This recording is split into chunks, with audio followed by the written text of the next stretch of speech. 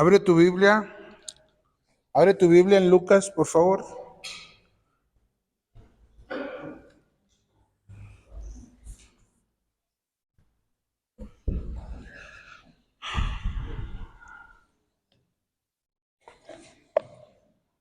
¿Cómo están? ¿Contentos?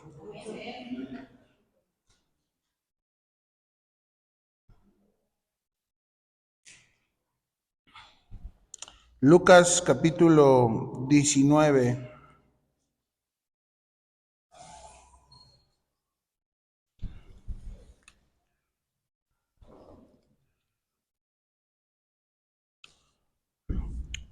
Me parece que nunca he predicado acerca de este texto, o por lo menos no en la fecha correspondiente, porque para la iglesia tradicional, la iglesia común en México, hoy es el día llamado Domingo de Ramos.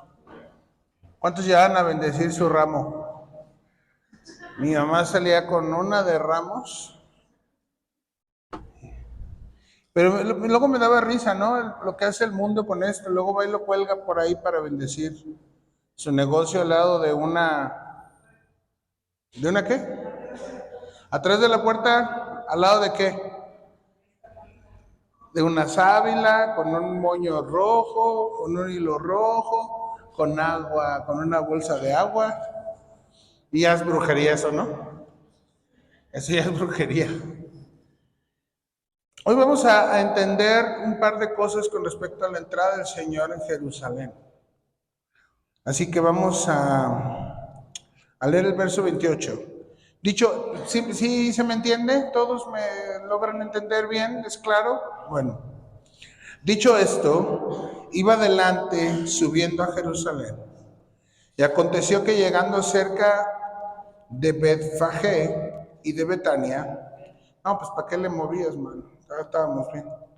Al monte que se llama de los Olivos, envió dos de sus discípulos, diciendo: id a la aldea de enfrente, y al entrar en ella hallaréis un pollino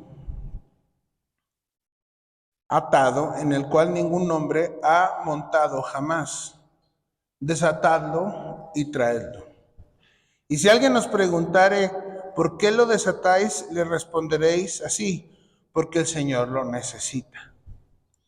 Fueron los que habían sido enviados y hallaron como les dijo. Y cuando desataban al pollino, los dueños les dijeron: ¿por qué están desatando al pollino? Y ellos dijeron: porque el Señor lo necesita. Y lo trajeron a Jesús. Y habiendo echado sus mantos sobre el pollino, subieron a Jesús encima. Y a su paso tendían sus mantos por el camino. Cuando estaban ya cerca de la bajada del monte de los Olivos, toda la multitud de los discípulos, gozándose, comenzó a alabar a Dios a grandes voces por todas las maravillas que se habían visto, diciendo: bendito el Rey que viene en el nombre del Señor, paz en el cielo y gloria en las alturas. Entonces algunos de los fariseos de entre la multitud dijeron: Maestro, reprende a tus discípulos. Él respondió y les dijo: os digo que si estos callaran, las piedras clamarían. Y cuando llegó cerca de la ciudad, al verla, lloró sobre ella, diciendo: oh, si también tú conocieses, a lo menos en este día, lo que es para tu paz. Mas ahora está encubierto a tus ojos. Vendrán sobre ti días cuando tus enemigos te rodearán con vallado y te sitiarán por todas partes, te estrecharán y te derribarán a tierra, y a tus hijos dentro de ti, y no dejarán en ti piedra sobre piedra, por cuanto no conociste el tiempo de tu visitación. Repite conmigo: visitación. Hay varias cosas que podemos aprender acerca de este pasaje, pero una de las principales es, y hacia donde quiero atraer nuestra atención, es a una ciudad completa.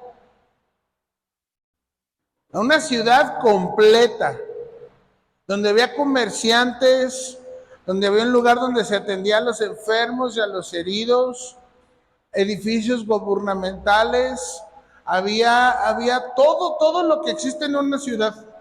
Había un grande mercado, que hoy todavía existe ese mercado. Había muchas cosas. Era una ciudad ocupada. Era una ciudad, sobre todo en esos días, súper llena de negocios, llena de cosas que hacer, gente corriendo de aquí para allá, de allá para acá, gente intentando presentar un sacrificio, preparar un sacrificio para la Pascua. Gente viniendo de todo el mundo conocido en ese entonces. Gente que venía desde Galacia, gente que venía desde Roma, gente que venía desde África, gente que venía por todos lados. Y esta gente venía con el propósito de adorar a Dios. Venía con el propósito de agradar a Dios. Venían con el propósito de obedecer a Dios a través de este sistema de ofrendas. Sin embargo, si me acompañas a Marcos 11:1,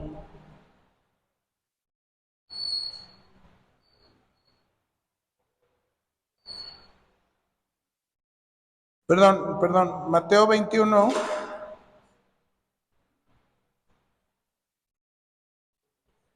Vamos a ver, en Lucas dice que eran los discípulos, pero en Mateo vamos a ver que hay mucha gente y la multitud era muy numerosa. Tendían sus mantos en el camino, y otros cortaban ramas de los árboles y las tendían en el camino. Y la gente que iba delante y que iba de atrás clamaba diciendo: Hosana al Hijo de David, bendito el que viene en el nombre del Señor Jesús, en el nombre del Señor, Hosana en las alturas. Cuando entró en Jerusalén, toda la ciudad se conmovió diciendo: ¿quién es este? Y la gente decía: este es Jesús el profeta de Nazaret de Galilea.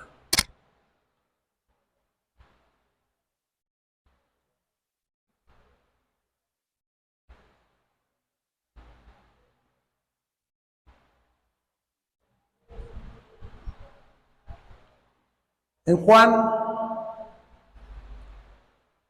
capítulo 12, verso 12 dice: al día siguiente grandes multitudes habían venido a la fiesta al oír que venía Jesús a Jerusalén. Tomaron ramas de palmeras y salieron a recibirle y clamaban: Hosana, bendito el que viene en el nombre del Señor, el Rey de Israel. Y halló Jesús un asnillo y montó en él, como está escrito: no temas, hija de Sión, he aquí tu rey viene montado en un pollino de asna.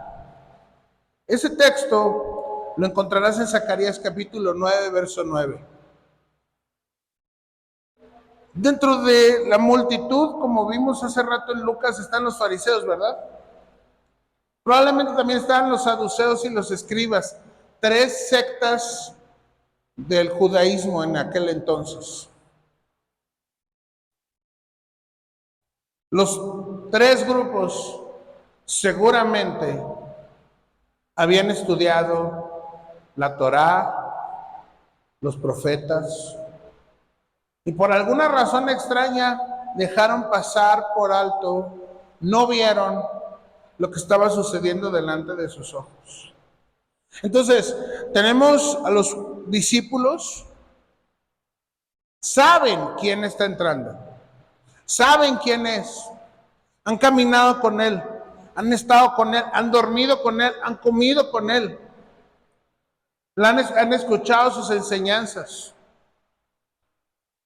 Este es el tipo de persona que camina con el Señor todo el tiempo, no que le visita o que de repente. Esta persona que de repente se compromete con el Señor, de repente no. pudiera ser parte de la multitud. En la multitud están todos los familiares, amigos, conocidos y gente que había sanado el Señor Jesús. Familiares, amigos, conocidos de gente sanada por Cristo. Por eso dicen, ¿quién es este? Y unos contestaban, ese es el profeta.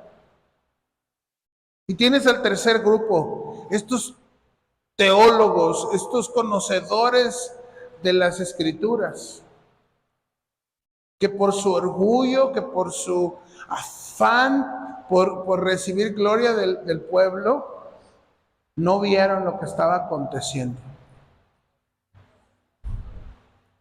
En el verso 16, ahí donde estamos en Juan, dice, y estas cosas no las entendían sus discípulos al principio, pero cuando Jesús fue glorificado, entonces se acordaron de estas cosas que estaban escritas acerca de él y de que se les había dicho. Y daba testimonio a la gente que estaban,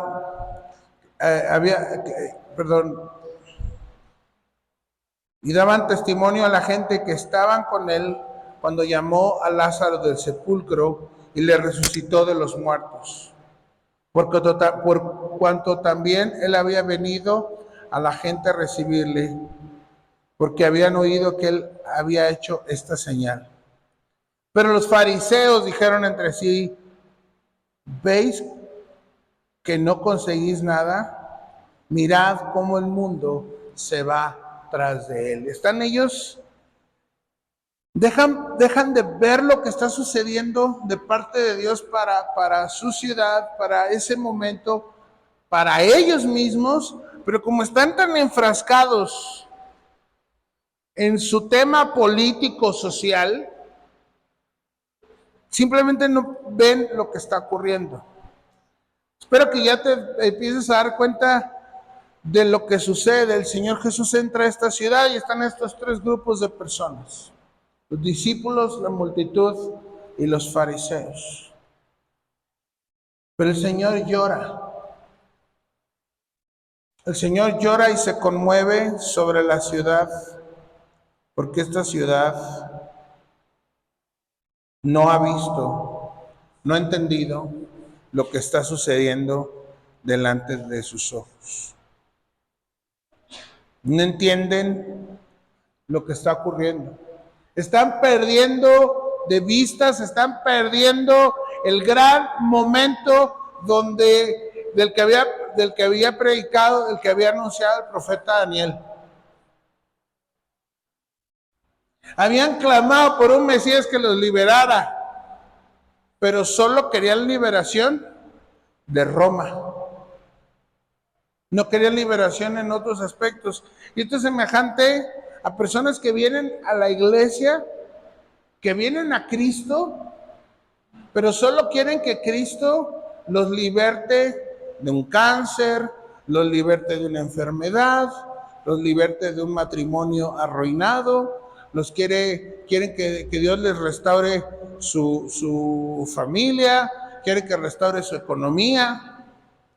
Y están tan concentrados en que Dios haga esto, que Dios atienda lo que yo necesito, que no ven el tiempo de su visitación de parte de Dios a sus vidas para transformar no solo eso, sino todo lo que Dios sabe que el ser humano necesita ser transformado.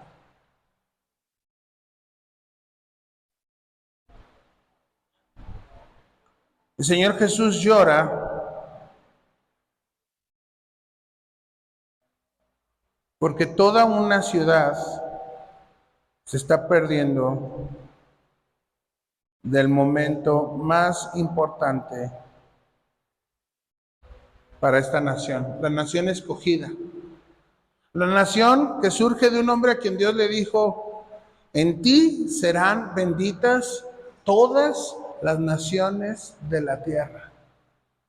Y el día que la bendición, que es Cristo, y quiero aprovechar para decirte, cuando tú le dices a Dios, bendíceme, ten mucho cuidado de pensar que Dios todavía no te bendice. de pensar que porque estás pasando alguna dificultad, la bendición de Dios se ha ido de tu vida. Porque la absoluta, grande y definitiva bendición es que hayas venido a salvación. Que hayas venido de muerte a vida. No se trata de otra cosa. Cuando tú crees que Dios no te está bendiciendo en el trabajo y que por eso Dios no te está bendiciendo, estás cometiendo un grave error.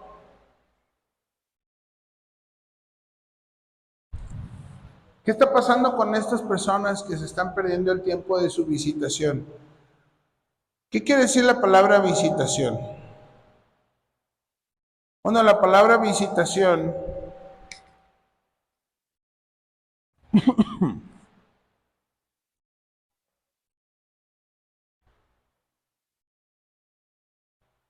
permítame tantito que esto se desconectó.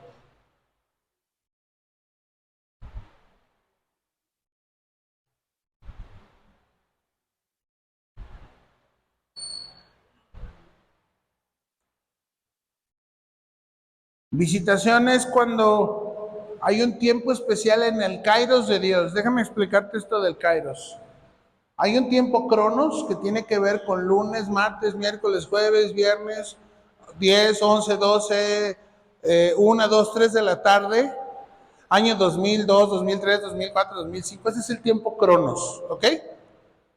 Pero hay un tiempo Kairos. El tiempo Kairos tiene que ver con la voluntad de Dios para un tiempo específico, de lo que Dios va a hacer en esos tiempos específicos. Mi tiempo Kairos no es tu tiempo Kairos. Bueno, déjame decirlo mejor. El tiempo Kairos de Dios para mí no es igual para ti. Es más, entre esposos, Dios puede estar teniendo un tiempo Kairos para mí y otro tiempo, otra visitación, otra operación, algo que Dios está operando en la vida de mi esposa. ¿Me explico? Puede haber una visitación en general para la iglesia, puede haber una visitación para una familia o puede haber una visitación para una persona. Pero lo que estamos viendo hoy es que hay la posibilidad de que al no estar en comunión con el Señor, al no estar en lo que tienes que estar, te pierdas esa visitación. Pase de largo esa visitación en tu vida. Pase de largo esta supervisión. Eso es lo que quiere decir visitación. Este momento en el cual Dios específicamente a tu vida viene y supervisa, visita, cuida. Es una inspección. Es un oficio que hace Dios sobre la vida de aquellos que son suyos. Lalo, ayúdame, hijo, porque de verdad me está distrayendo eso.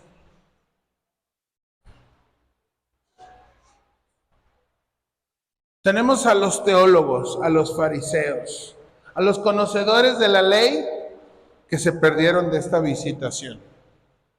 Como les platiqué hace un ratito, ellos no están preocupados de conocer más a Dios. Ellos no están preocupados por la voluntad de Dios. Ellos tienen una agenda muy clara. ¿Recuerdas esa vez que el Señor Jesús habla de que vino un publicano a orar, a pedir perdón y se golpeaba el pecho diciendo, sé propicio a mi pecador? Y a su lado estaba un fariseo diciendo, Señor, qué bueno que yo no soy como los demás hombres. Yo soy bueno, yo te obedezco, yo cuido, yo me he visto bien, yo no me he visto como la gente esa del mundo. Yo diezmo hasta del comino. Yo diezmo de todo. Y él, en vez de venir con Dios en humildad, él viene a presentarse delante de Dios a decirle, mira nada más lo que te sacaste conmigo. Mira nada más lo bueno que soy. Mira nada más ve qué asco está toda la gente y ve qué bueno soy yo, Dios. Esa era su agenda. Los fariseos, de un modo u otro, eran los gobernantes de Israel, eran los jueces de Israel. Estaba el rey Herodes, pero el rey Herodes era un rey espurio, era un rey falso, era un rey impuesto por Roma, solo como una tapadera para que el pueblo de Israel no dijera que no tenían rey, pues. Y está Pilato. Los fariseos todo el tiempo estuvieron peleando el poder de los romanos y de Herodes. Pero cuando viene el Señor Jesús, rompe ese falso equilibrio de poder, ese falso equilibrio de bienestar que tenían ellos tres, porque no están interesados en las cosas de Dios. Y el Señor Jesús, desde que se pierde, cuando tiene 12 años, dice: estoy en los negocios de mi Padre. Estoy en los negocios de aquel que merece toda mi obediencia. Cuando hablamos de tiempo de visitación, el Señor Jesús entra y ¿sabes qué es lo primero que hace? Va al templo y es donde Él hace un azote de cuerdas y limpia el templo de ladrones. La visitación, Dios, ¿no crees que nada más es un tiempo claro, es un tiempo de gozo y es un tiempo de alegría y es un tiempo de bendición? Pero cuando viene el supervisor, viene a felicitarte por cosas, pero también viene a ajustar cosas, ¿verdad? También viene a decirte: oye, esto está mal, esto no puede continuar así, esto no puede seguir así, esto tiene que cambiar en este momento, es intolerable. Y eso es lo que ocurre. Fíjate en el verso 45. Y entrando en el templo, comenzó a echar fuera a todos los que venían y compraban en él. ¿Cuál era el problema de que vendieran y compraban? Bueno, supongamos que Jerusalén es la Ciudad de México y en aquel entonces pues no había aviones, ¿verdad? Ni camiones, ni carros. Y tú vivías en Ciudad Juárez. Y venía el tiempo de la Pascua y el padre era el responsable de viajar y presentar una ofrenda para que la sangre de ese cordero cubriera los pecados de su familia por un año. Entonces ahí viene este brother con su familia caminando hasta Ciudad de México para llegar al templo, para querer comprar un animal, para que estos cuates les dijeran: no, aquí tu dinero no vale. Tienes que ir allá y te vamos a cambiar tu dinero por dinero del templo. Y obviamente, como en toda casa de cambio, había ganancia. ¿Me explico? Eso no era parte de lo que Dios les había puesto. Eso no era parte de la ley. Esto es algo que los fariseos trajeron. Vas, cambias tu dinero por dinero del templo, y entonces ellos iban y obviamente perdían en el intercambio, perdían. Entonces ya con dinero del templo iban, entraban, y entonces entraban al mercado de animales para escoger ya fuera para lo que les alcanzara, una vaca, un borrego, una cabrita, aunque fueran unas palomitas, no de palomitas del cine, palomitas, 2 palominos.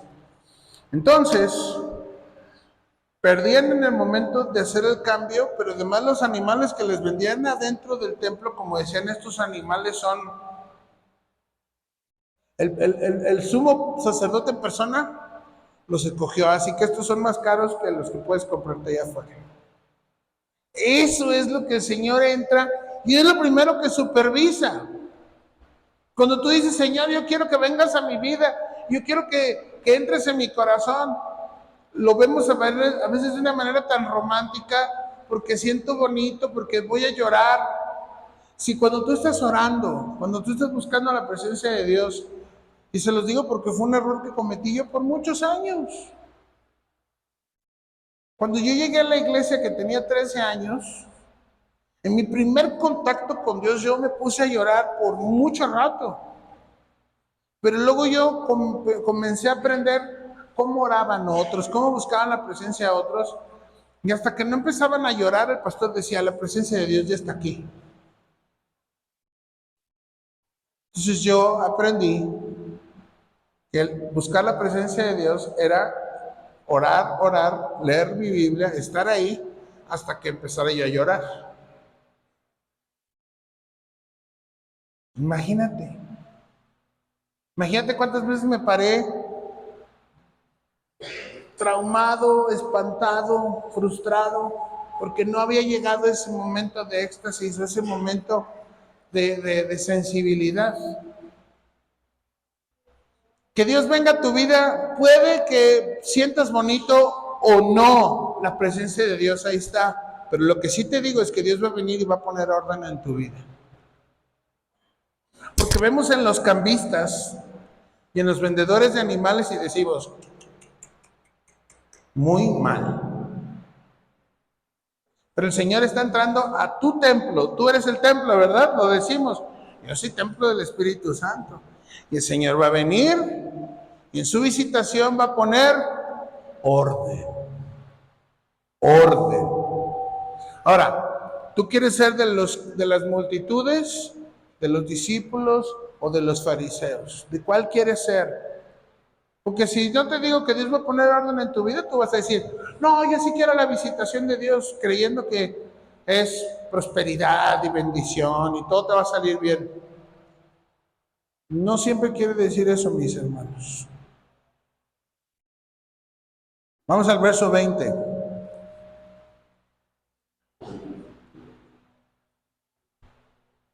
Sucedió un día que enseñando Jesús al pueblo, ¿en dónde? ¿Dónde está el Señor Jesús? ¿Le están siguiendo la lectura o no?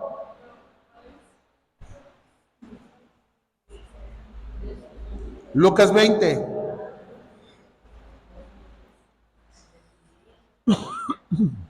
Eva, ¿me regalan agua? Evita. ¿Me regalan agua? Agua. Ah, no, acá está. Ya.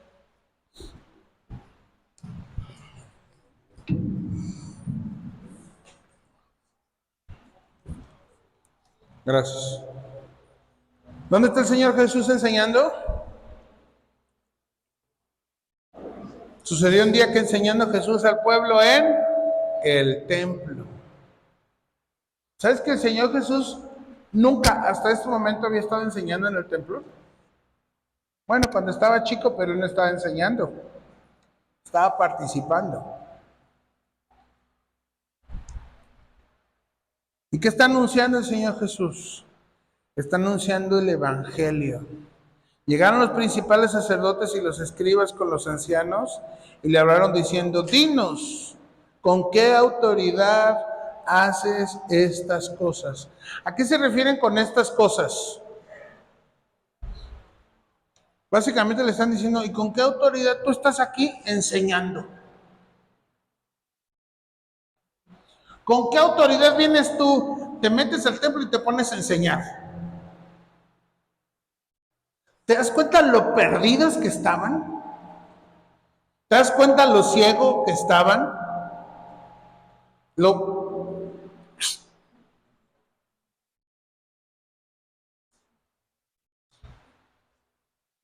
A veces somos tan orgullosos y estamos tan extraviados de la verdad que alguien viene y te dice algo, no con su autoridad, sino con la autoridad de la palabra y tú le dices, a lo mejor no le dices, ¿tú quién eres para decirme? Pero a lo mejor en tu corazón sí dices, ¿tú qué? ¿A ti qué te importa? ¿Qué te metes? Porque esa persona que venga con la autoridad de la palabra de Dios puede ser un hijo tuyo, Puede ser una persona que está sentada al lado de ti, que tenga poco tiempo en esta iglesia.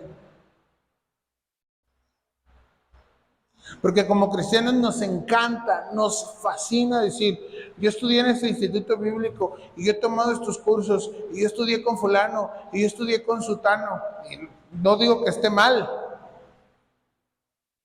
pero tenemos que tener cuidado que eso no nos impida que el hermanito Chanito que acaba de llegar, que tiene 15 días de conocer a Cristo, venga y me diga, oiga hermano, eso que estás haciendo está mal.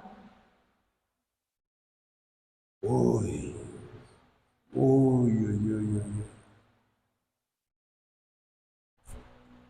Iglesia,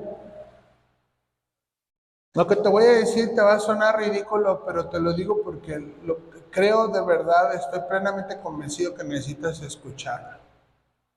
Necesitas reconocer la autoridad de Dios en tu vida. Necesitas reconocer la autoridad de Dios en tu vida. Si la palabra de Dios dice que te calles, ¿qué tienes que hacer? Digan lo que tienes que hacer. Si la palabra de Dios dice que te sometas a tu marido, mujer, ¿qué tienes que hacer? Marido, si la Biblia dice que tienes que tratar a tu esposa con toda dulzura y cuidado, ¿qué tienes que hacer? ¿Qué? Pero ¿cuántas veces le pones pretexto a estas cosas? ¿Cuántas veces dices, no, pues sí dice la Biblia, pero es que tú no sabes, pero es que tú esto, pero. Si la Biblia dice que corrijas a tu hijo desde chiquito, ¿qué tienes que hacer? Corregirlo. No, pero es que dicen los psicólogos, ¿vas a reconocer la autoridad de Dios en tu vida o no?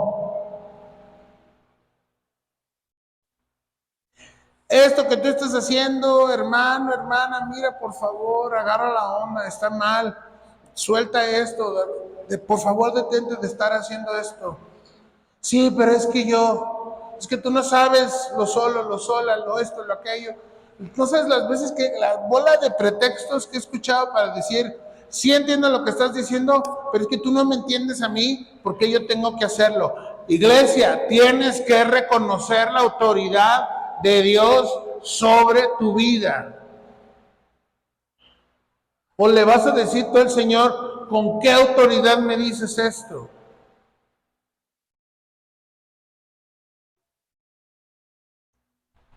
Respondió el Señor Jesús y le dijo, os haré también yo una pregunta, respondedme, ¿el bautismo de Juan era del cielo o de los hombres? Ellos discutían entre sí diciendo, si decimos, aquí se va a ver mucho su agenda, pon atención, si decimos que del cielo, dirá, entonces ¿por qué no le creísteis? Y si decimos que de los hombres todo el pueblo, nos apedreará, porque están persuadidos de que Juan era profeta. ¿Cuál era su agenda? Ellos quedar bien con todo el mundo. Yo no estoy, te voy a decir algo, iglesia, yo no quiero quedar bien contigo, con nadie. No me interesa quedar bien con nadie. Te tengo que decir lo que te tenga que decir, esperando en el Señor que la manera en que yo te lo diga sea edificante, que no te vaya a estorbar, pero que tengas la capacidad de entender lo que te estoy diciendo y te pongas las pilas a hacerlo.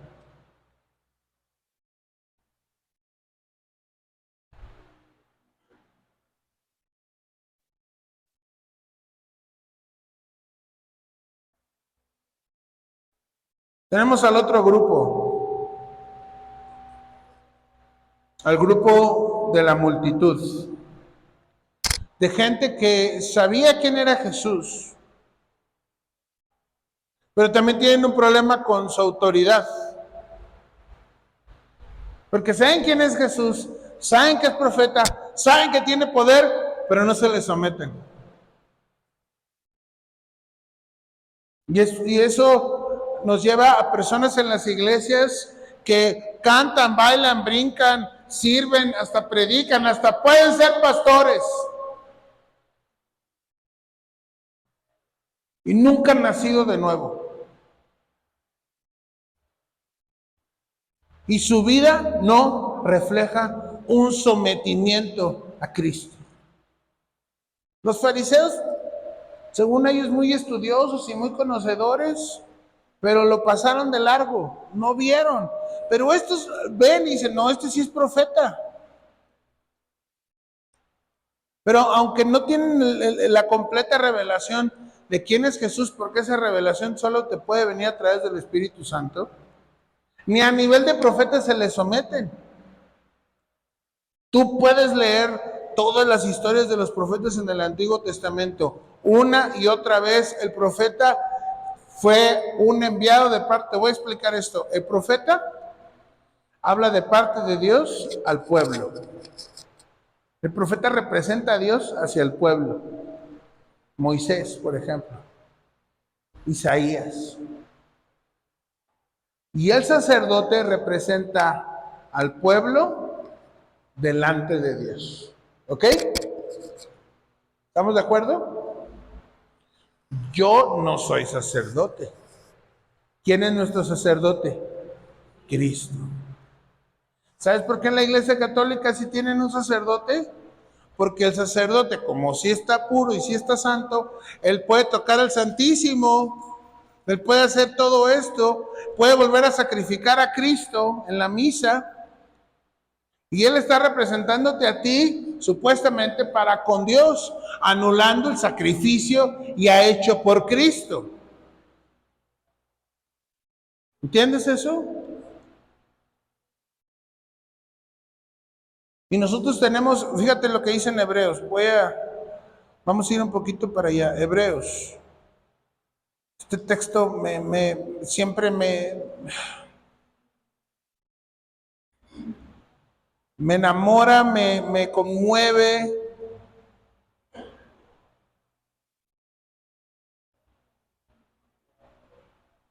Hebreos 4, verso 14.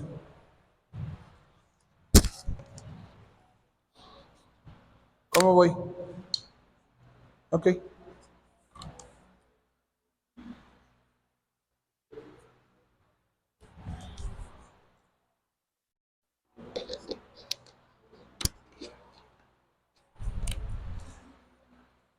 Por tanto, teniendo un gran sumo sacerdote que traspasó los cielos, Jesús el Hijo de Dios, retengamos nuestra profesión, porque no tenemos un sumo sacerdote que no pueda compadecerse de nuestras debilidades, sino uno que fue tentado en todo según nuestra semejanza.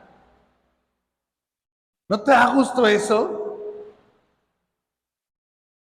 Acerquémonos pues confiadamente al trono de la gracia para alcanzar misericordia y hallar gracia en el oportuno socorro. Herman, échate una carrerita para acá, pero por ahí por el medio. Entonces Herman viene buscando, se acerca al trono en busca del oportuno socorro, y si no estuviera el sumo sacerdote, le dirían, allá, de allá no puedes pasar. Entonces viene el sumo sacerdote, lo toma y le dice, yo lo represento delante de ti. Yo, el sumo sacerdote que presentó un sacrificio, yo lo presento. Se le acabó la pila a esto. Gracias, hermano.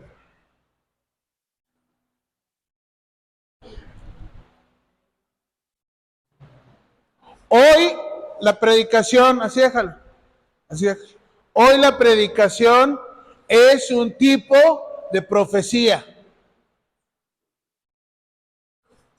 Y no una profecía que Dios me está hablando a mí hoy y yo vengo y te lo digo. Tenemos la palabra profética más segura, que es la palabra de Dios. A lo largo del Antiguo Testamento, siempre los profetas venían y le decían al pueblo, arrepiéntete, arrepiéntete. Eso fue lo que hizo Jonás en Nínive. Eso fue lo que hizo Isaías. y por eso lo serrucharon por medio del cuerpo. Eso fue lo que hizo Jeremías y por eso lo metieron en una fosa séptica. Y eso fue lo que hizo Jesús. Eso fue lo que hizo Juan el Bautista. Arrepiéntete, porque el reino de los cielos es cercado. Si esta multitud por lo menos hubiera tomado a Cristo realmente como profeta, ¿sabes qué hubieran hecho esas multitudes? Arrepentirse. Pero ni eso. Y tú tienes que tener cuidado de no ser alguien que sabe que Jesús sana, salva, restaura, pero que no se le somete. Que quiere su milagro, pero no quiere nada más. Hasta este momento, cuando gritan el rey de Israel, es porque estas multitudes dicen, ahora sí, romanos, este cuate acaba de resucitar a alguien. Se ponte a pensar como israelita. Ahorita nos sublevamos, nos agarramos a sartenazos con los romanos que hay en la ciudad. No importa, los que maten, este cuate resucita y le seguimos. Esa era la idea. Esa era la idea. No menos de una semana después, el Señor Jesús lo toman preso. Y cuando lo ven preso, ¿qué pasa con la multitud? Se cambia. Porque dicen, ¿sabes qué? Ya no me sirves para nada. No me sirves para nada. Iglesia, este es el tiempo de visitación para ti.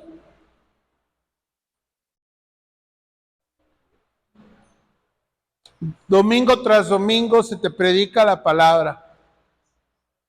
La supervisión de Dios está en tu vida. ¿Estás reconociendo la autoridad de Dios sobre tu vida? ¿O será que el Señor llorará sobre ti? Porque los frutos de alguien que ha nacido verdaderamente de nuevo es cambios profundos en su vida. El árbol bueno da frutos buenos. El árbol malo da frutos malos. Si has tropezado, si estás luchando con un pecado, te felicito. Ese es el camino. Si te has equivocado, pero te estás arrepintiendo y sigues adelante, te felicito. Sigue adelante. Pero si tú eres alguien que dice, no, yo ya creo en Cristo y yo ya sé que yo ya me voy a ir al cielo. A mí me preocupa cada que se muere un artista. Esta semana no sé si supieron que se murió el Ecoloco. ¿Se acuerdan del Ecoloco? Mugre, manchas, smog. ¿Se acuerdan? Se murió. Y abajo en los comentarios, ya está en la presencia de Dios. Mira, yo no sé. Porque, ¿cuántos saben quién era la Gilbertona? Levanta la mano, hombre, si bien que saben. Es un hombre homosexual vestido de mujer que se hizo famoso en las redes sociales. Me llegó un video esta semana de él en su lecho de muerte diciendo, Señor Jesús, te entrego mi vida, perdóname, me arrepiento, te entrego todo para que tú seas mi Salvador. Ese hombre que vivió de manera tan grotesca, donde están ahí sus videos de manera grotesca, homosexual, grosero, en sus últimos instantes le llegó la salvación. ¿No te da gusto eso? Igual que al ladrón en la cruz. Entonces, mis hermanos, aun cuando él haya hecho esta oración, que yo creo que cuando ya estás en ese punto no estás jugando, él está en la presencia de Dios. Y yo te animo aquí, hoy, a que reconozcas la autoridad de Dios sobre tu vida, para que un día no lloremos diciendo,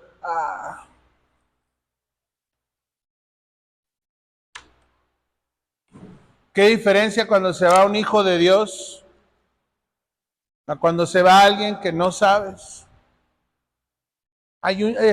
Los llantos son distintos. Este es un llanto de pérdida, de dolor por la pérdida, por la separación temporal. En este es un llanto de pérdida, de dolor por la separación eterna. ¿Cuál va a ser tu caso? Sométete a Cristo y no se te vaya a pasar por alto el tiempo de tu visitación. Amén. Vamos a ponernos de pie.